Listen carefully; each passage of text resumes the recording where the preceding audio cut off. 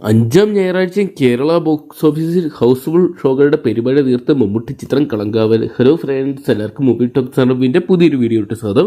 അപ്പോൾ ഇന്നത്തെ വീഡിയോ ഭാഗത്ത് നമ്മൾ പങ്കുവെക്കാൻ പോകുന്ന കളങ്കാവൽ എന്ന് പറയുന്ന ഏറ്റവും പുതിയ മമ്മൂട്ടി ചിത്രത്തിന്റെ അഞ്ചാം ഞായറാഴ്ച ദിവസമായിട്ടുള്ള ഇന്നലത്തെ 32ാം ദിവസത്തെ കേരള കളക്ഷൻ റിപ്പോർട്ടും 32 ദിവസത്തെ വേൾഡ് വൈഡ് കളക്ഷൻ റിപ്പോർട്ടൊക്കെയാണ്. വീഡിയോ ആദ്യമായിട്ട് കാണുന്ന സുഹൃത്തുക്കളാണെങ്കിൽ ഏറ്റവും ലേറ്റസ്റ്റ് ആയിട്ടുള്ള സിനിമാ വിശേഷങ്ങൾ അറിയാൻ വേണ്ടി ഇപ്പോൾ തന്നെ ചാനൽ സബ്സ്ക്രൈബ് ചെയ്ത് നോക്കുക. മെഗാസ്റ്റാർ മമ്മൂട്ടിയെ കേന്ദ്ര കഥാപാത്രമാക്കി നവാഗതനായി ജിതിൻ കെ ജോസ് അണിയിച്ചിരിക്കുന്ന ചിത്രമായിരുന്നു കളങ്കാവൽ എന്ന് പറയുന്ന സിനിമ. മമ്മൂട്ടി വില്ലൻ വേഷത്തിലെത്തിയ ചിത്രത്തിൽ നായകനായിട്ട് വിനായകനായിരുന്നു എത്തിയിട്ടുണ്ടായിരുന്നത്. ചിത്രം വില്ലന്റെ അഴിഞ്ഞാട്ടം തന്നെ കാണാൻ സാധിക്കുന്നുണ്ടായിരുന്നു ചിത്രത്തിലുടനീളം.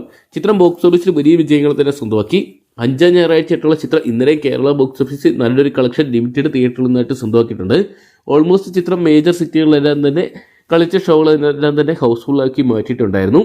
അഞ്ചാം ഞായറാഴ്ചയായിട്ടുള്ള ഇന്നലെ മാത്രം ചിത്രം കേരള ബോക്സ് ഓഫീസിന് ഏകദേശം 5 ലക്ഷം രൂപയോളം സ്വന്തമാക്കിയിട്ടുണ്ട്. എന്തൊക്കെയാണ് മമ്മൂട്ടി വില്ലൻ വേഷത്തിലെത്തിയ ചിത്രം ഇപ്പോഴും കേരള ബോക്സ് ഓഫീസിൽ തകർത്തായിട്ട് ഓടിക്കൊണ്ടിരിക്കുകയാണ്.